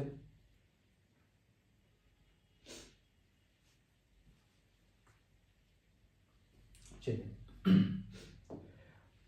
तो एक अवस्था होगी हमारी कंप्लीट, है ना, और 2 चरण हुए उसमें। अब आती है हमारी दूसरी स्टेज, सेकेंड स्टेज, वो है आपकी परंपरागत अवस्था, जो कि है 10 से 13 वर्ष तक की। परंपरागत वर्ड से समझ में आ रहा है, परंपरागत मतलब जो हमारे समाज में रीति रिवाज होते हैं उनको बच्चा मानना शुरू कर देता है। ठीक है, समाज में जो चीजें, जो चलन है हमारा, वो उस चीज को बारे में मानने लगता है, उनको सही मानता है बच्चा। ठीक है, अब इसमें क्या है, इसमें पहला जो चरण है, सेकेंड स्टेज का पहला चरण हुआ, लेकिन टोटली माने तो ये तीसरा चरण हुआ। ठीक है, क्योंकि 2 चरण उसमें हो गए पहली अवस्था में, ये तीसरा चरण हुआ हमारा। ठीक है, तीसरा चरण क्या है, ये आया था कि 2021 के पेपर में, देखा है ना आपने, प्रीवियस पेपर पढ़ा है कि नैतिक विकास के, कोलबर्ग के नैतिक विकास में तीसरा चरण कौन सा होता है, तो अच्छा लड़का अच्छी लड़की, ये वाला होता है। ठीक है, अच्छा लड़का या अच्छी लड़की, यानी कि गुड बॉय और बैड, सॉरी क्या बोल दिया मैंने, गुड बॉय और गुड गर्ल, वो गाना याद आ गया था, तो आगे है नैतिक तर्कना, जिसको हम बोल रहे हैं। जब कहानी इन बच्चों को सुनाई जाएगी तो बच्चे जो है क्या जवाब देंगे, ये क्या अपने तर्क रखेंगे उसके ऊपर। तो पक्ष वाले तो ये रखेंगे, अगर हिंज दवाई चुराता है तो कोई उसे बुरा नहीं कहेगा, परंतु यदि नहीं चुराता है तो उसका परिवार उसे अमानवीय पति जरूर कहेगा, यानी कि उसके अंदर इंसानियत नहीं है, ऐसा कहेगा उसका परिवार कि वो अपनी पत्नी को बचा नहीं पाया, ऐसा वगैरह वगैरह। लेकिन जो वाकई में नैतिकता वाली बात है विपक्ष वाली, वो ये है कि सिर्फ दवाई विक्रेता ही नहीं, अन्य लोग भी हिंज को अपराधी समझेंगे, है ना। क्या बोल रहा है, क्योंकि यहाँ पे सामाजिक रूप से बच्चा जो है परंपराओं को मानने लगा है, जो समाज में सही और गलत माना जाता है सभी लोगों से। वो क्या कह रहे हैं कि सिर्फ दवाई विक्रेता ही नहीं बल्कि लोग भी उसे अपराधी मानेंगे। इसका मतलब बच्चा समाज के बारे में सोचने लगा है। वहां तक क्या था, पीछे तक बच्चा सिर्फ खुद के बारे में सोच रहा था, लेकिन यहाँ पे समाज के बारे में सोचने लगा है। तो यहाँ पे क्या कह रहा है वो कि दवाई विक्रेता पर्सनल नहीं बल्कि सब लोग उसको गलत कहेंगे, समाज उसको गलत कहेगा, समाज उसको अपराधी मानेगा। ठीक है, तो ये बोल रहा है इस एज में। तो इसलिए अगर उसको अच्छा लड़का बनना है तो उसको अपराधी नहीं बनना चाहिए, है ना। तो अगर ये अच्छी लड़की, तो इसलिए इस स्टेज में वो आता है। तो अगर हम बच्चा जो है यहाँ पे कोई एक्टिविटी ये सोच के करता है कि समाज में उसे गलत ना कहा जाए, मतलब लोग उसको गलत ना कहें। जैसे कि फॉर एग्जांपल अगर हम बच्चों के हिसाब से लें तो दुकान से चोरी करना एग्जांपल ले सकते हैं, या अपने सहपाठी की पेंसिल चुरा लेना। ठीक है, कक्षा में है बच्चा और कक्षा में बच्चा जो है दूसरे की पेंसिल चुरा लेता है, तो वहां पे बच्चे क्या सोचेंगे इस एज के कि आपको पेंसिल नहीं चुरानी चाहिए, क्योंकि जिसकी पेंसिल आप चुरा रहे हो सिर्फ वो बच्चा वो आपसे नाराज नहीं होगा, बल्कि पूरी क्लास आपको चोर समझेगी, आपका टीचर भी और आपकी पूरी क्लास आपको चोर समझेगी। तो इसका मतलब क्या है, इसका मतलब ये है कि आप इस स्टेज में हैं, अच्छा लड़का और अच्छी लड़की। और अगर तर्क वहां पे ये आता है कि आप पेंसिल मत चुराओ वरना मैडम आपको मारेगी, समझ लेना, अंतर समझ पा रहे हो। अगर वहां पे पेंसिल चुराने पे बच्चा ये सोचता है या उसका दोस्त उसको ये बोल रहा है कि आपको पेंसिल नहीं चुरानी चाहिए वरना टीचर आपको डांटेगी या मारेगी, तो बच्चा किस स्टेज में है, सबसे पहले चरण में दंड और आज्ञा पालन वाले में, क्योंकि वहां पे दंड की वजह से वो मना कर रहा है। तो बच्चा फिर इतना नहीं होगा, 10 से 13 साल का नहीं होगा, फिर बच्चा 10 साल से छोटा है इसका मतलब। तो यहाँ पे इस तरह से आप इन चीजों को समझेंगे। लेकिन सब फर्क समझ पा रहे हो आप। फर्क देखो, फर्स्ट स्टेज में क्या हो रहा है, बच्चा पर्सनल होके सोच रहा है, सिर्फ वहां पे अपने बारे में या अपने अपोनेंट के बारे में सोच रहा है बच्चा, वहां पे सभी लोगों के बारे में बच्चा नहीं सोच रहा है। ठीक है, सिर्फ वो ये सोच रहा है मुझे दंड ना मिल जाए, इसलिए वो बच्चा जो है उस काम को नहीं कर रहा है। लेकिन यहाँ पे क्या है, यहाँ पे बच्चा जब बड़ा हो गया 10 साल से, तो बच्चा ये कहेगा कि आप ये गलत काम इसलिए मत करो क्योंकि सब लोग आपको गलत कहेंगे, फिर जो जितने भी क्लास में बच्चे हैं सब आपको चोर समझेंगे, आपसे बात करना छोड़ देंगे। ठीक है, तो यहाँ पे ये चीज समझने की है। तो चलिए, ये हुई आपकी थर्ड स्टेज, यानी कि सेकंड अवस्था चल रही है आपकी, सॉरी तीसरा चरण हो गया आपका, है ना। तो सेकंड स्टेज चल रही है हमारी, इसमें एक चरण और है, हर अवस्था में 2 चरण है। तो दूसरा चरण जो है वो ये है अधिकार संरक्षण अभिमुखता, लॉ एंड ऑर्डर ओरिएंटेशन। तो यहाँ पे देखो अधिकार संरक्षण तो ठीक है, लेकिन यहाँ पे कई बार जो है शब्द बदल देता है वो, लेकिन वहां पे सिर्फ एक वर्ड जो है वो ये रहता है, जो अधिकार है ये वर्ड रहेगा और लॉ रहेगा।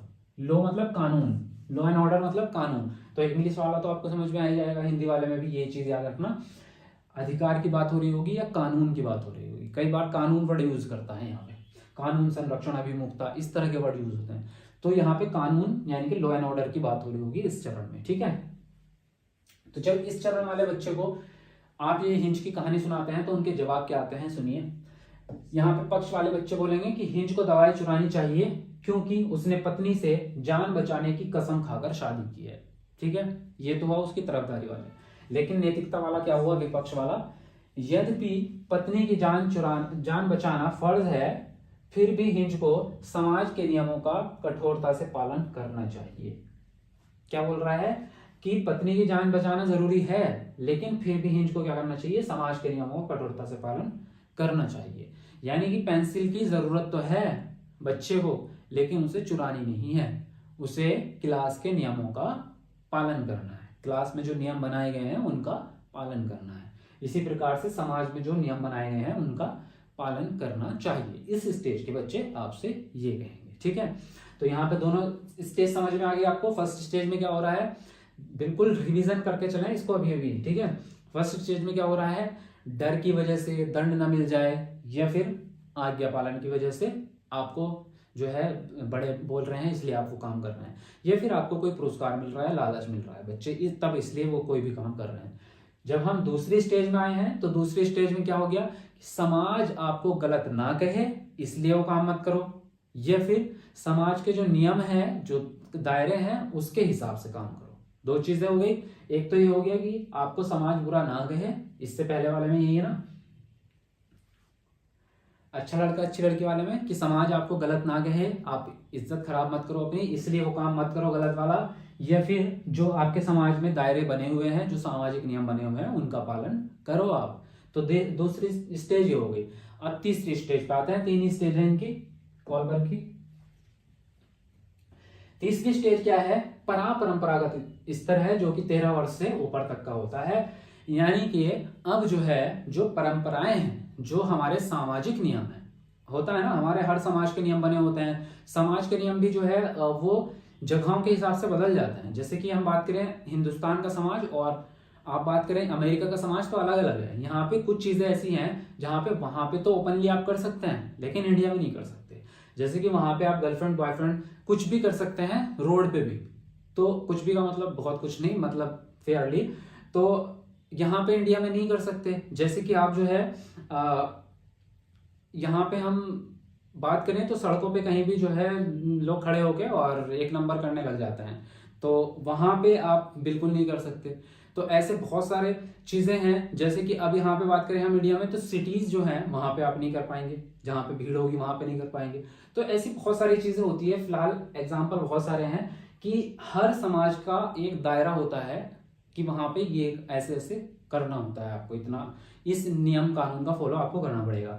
अब जैसे यहाँ पे बात करें हम हिंदुस्तान में, तो यहाँ पे पैर छूने का रिवाज है कि आपके बड़े जब भी आपसे मिलेंगे तो आप उनके पैर छुएंगे। अमेरिका में ऐसा नहीं है, वहां पे नहीं छूते, वहां पे तो गले मिलते हैं सीधा, ठीक है।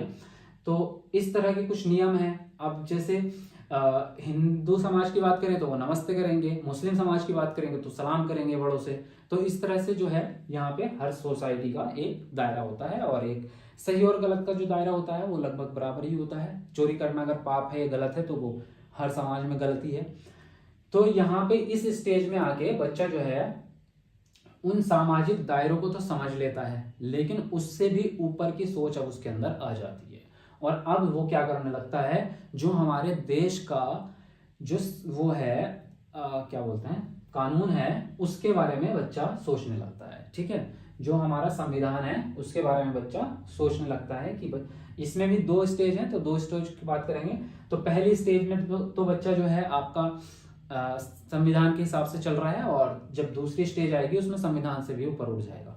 तो पहली स्टेज में क्या है, सामाजिक अनुबंध अभिन्यास कह रहे हैं इसको, सोशल कॉन्ट्रैक्ट ओरिएंटेशन। तो इसमें जब बच्चे को ये कहानी सुनाई जाएगी और उनकी नैतिक तर्कना जानी जाएगी, तो पहले बच्चे क्या कहेंगे आपसे कि अगर हिंज अपनी पत्नी को मरने देता है तो ऐसा वह मात्र डर करके करेगा, ना कि कोई विवेचन के आधार पे।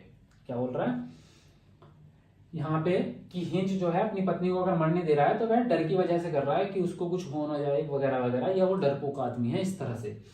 लेकिन विवेचन के आधार पर मतलब सोच समझ के, थिंकिंग बेस्ड, विचार करके, माइंड से, ब्रेन से, ठीक है। उसके बाद जो नैतिक तर्कना वाली बात होगी या विपक्ष वाली, वो ये होगी कि हिंज अपने समुदाय में विशेष स्थान या सम्मान खो देगा तथा नियम को तोड़ देगा। नियम मतलब कानून। पहली चीज तो वो कानून तोड़ रहा है चोरी करके। वहां पे अभी तक क्या हो रहा था पुरानी स्टेज में। दूसरे स्टेज में वो ये कह रहे हैं बच्चे कि समाज में लोग बुरा कहेंगे, उसको गालियां देंगे, इसलिए कानून तक नहीं पहुंचे वो सिर्फ समाज की बात कर रहे हैं कि समाज में लोग उसको गलत कहेंगे, बुराई कहेंगे, ये वगैरह वगैरह, इसलिए जो है उसको दवाई नहीं चुरानी चाहिए। फर्स्ट स्टेज में ये कह रहे हैं कि उसको दंड मिलेगा, उसको जेल भेज दी जाएगी, क्योंकि उन्होंने पुलिस को देखा है, सिर्फ उन्हें संविधान की नॉलेज नहीं है, उन्होंने लेकिन पुलिस को देखा है कि चोरी करने में पुलिस पकड़ लेती है। तो वो ये कह रहे हैं कि दंड मिलेगा, उसको जेल भेज दिया जाएगा, इसलिए मत करो चोरी। दूसरे स्टेज में कहा उन्होंने लोग उनको बुरा कहेंगे इसलिए चोरी नहीं करनी। तीसरी स्टेज में क्या कह रहा है कि नियम तोड़ रहा है वो, कानून तोड़ रहा है वो, कानून की बात आ गई। अब तीसरे स्टेज में क्या है, बच्चा कानून के बारे में बात करने लगा। ये इंक्लूड हो रही है इसमें, विशेष स्थान यानी सम्मान तो खो ही रहा है वो समाज में, लेकिन नियम को तोड़ रहा है। ये तो हुई आपकी तीसरी स्टेज का पहला चरण, लेकिन इसका एक और चरण है और आखिरी चरण है, और उसमें क्या होगा, उसमें ये होगा कि अगर हिंज दवाई चुराता है तो उसे अपने आप को निंदित करना पड़ेगा, क्योंकि उसका व्यवहार अपने विवेक तथा ईमानदारी के मानक के अनुरूप नहीं होगा। तो यहाँ पे क्या है, अब यहाँ पे बच्चा जो है सार्वभौमिक रूप से सोचने लगता है, और बच्चा जो है कानून के बारे में नहीं सोचता बल्कि कानून से उठ के सोचता है। पहली चीज तो यह है, देखिए पहले पर्सनली इसके बारे में बात करें तो क्या मतलब निकलेगा इसका मतलब ये निकलेगा कि जो उसका अंतर्मन है, जो खुद का अंतर्मन है, अभी तक क्या हो रहा था, दूसरों के इन्फ्लुएंस से हो रहा था जो हो रहा था, अभी तक अंतर्मन की बात नहीं आई थी कहीं भी।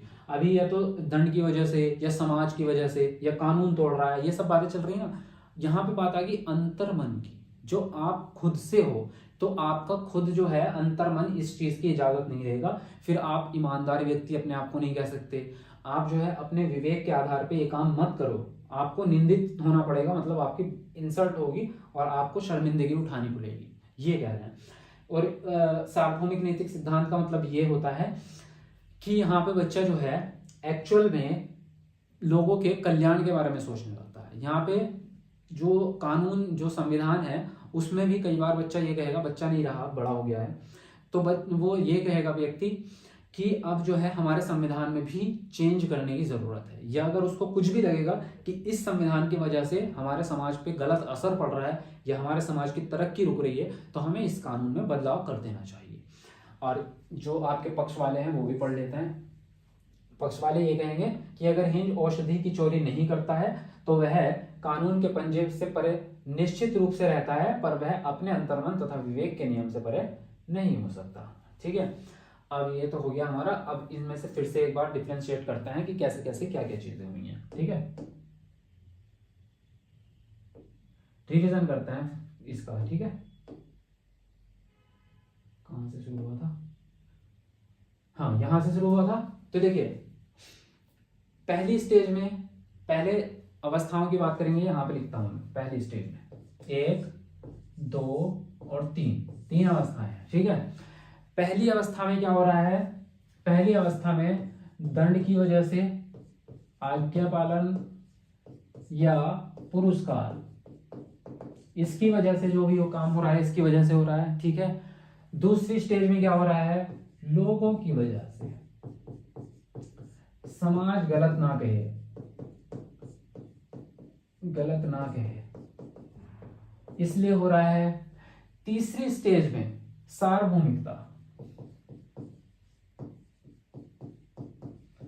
कुल मिला के ये कहानी हमारी निकली है। अंतर्मन इसमें आ जाता है, सार्वभौमिकता में आता है वो। तो पहली स्टेज में क्या हो रहा है, दंड, आज्ञा पालन या पुरस्कार की वजह से जो भी व्यवहार हो रहे हैं बच्चे के हो रहे हैं। दूसरी अवस्था में क्या हुआ, जो परंपरागत अवस्था है, यानी कि परंपराओं को तोड़ रहे हैं आप, तो लोग आपको गलत कहेंगे, समाज आपको बुरा समझेगा, इसलिए परंपराएं मत तोड़ो। तीसरी स्टेज में आके बच्चा जो है वो सार्वभौमिक बारे में सोचने लगता है और आपका कानून के बारे में सोचने, कानून नहीं क्या कह रहे हैं, संविधान के बारे में सोचने लगता है। ठीक है, तो अब आई थिंक मुझे लगता है आपको समझ आ गया होगा। बाकी इसका स्क्रीनशॉट आप ले लो